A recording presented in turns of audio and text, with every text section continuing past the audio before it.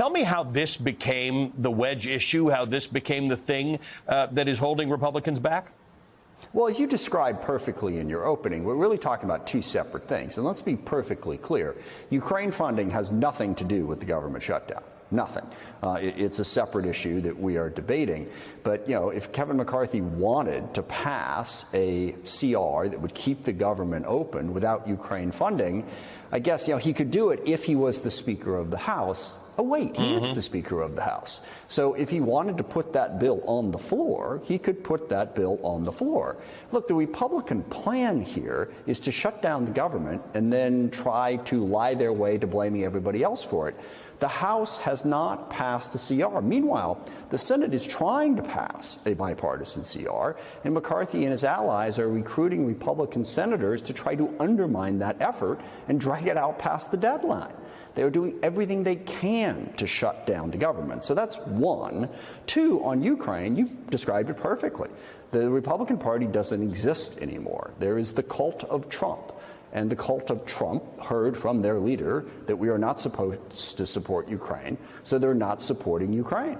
Now why Trump is doing that, we could speculate, but the Republican Party is caving to what Trump wants, and they are going to help Putin slaughter Ukrainians as a result. And one final point on this. There are a lot of Republicans, I think of Mike McCall and Don Bacon and Michael Turner, who say they support Ukraine. So why don't they force a vote on a Ukraine supplemental? I mean, Matt Gaetz can just, pull the puppet strings and make the House do whatever he wants. He's one person. All these people who claim they support Ukraine aren't doing it. We have the votes. We have over 300 votes to support Ukraine. So, yeah, those are the two issues, and I think you identified them perfectly. Congressman, I want to ask you about this.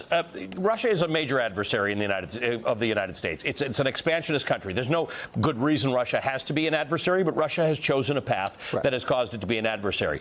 Let's roughly say we're spending $40 billion a year on this. Europe is spending $40 billion a year on this. Every one of those missiles that works to intercept a Russian hypersonic missile is an American-made missile. There are foundries in America working 3 shifts to try and keep everybody supplied with the stuff that they need, and not a single American soldier needs to be on the ground. Someone else is putting their lives on the line to hold off America's chief adversary right now. Where are Republicans on this? Where is the national security concern? Russia is looking to take over another country, and by the way, may look to take over another country if this doesn't go Ukraine's way. And Republicans are sitting there thinking, we don't need a piece of this?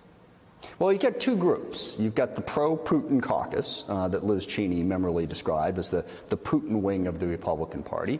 And then you've got the cowards, the ones who agree with everything you just said, but are unwilling to stand up to Trump or Marjorie Taylor Greene or any of these people to defend the principles and the interests of the country and the world.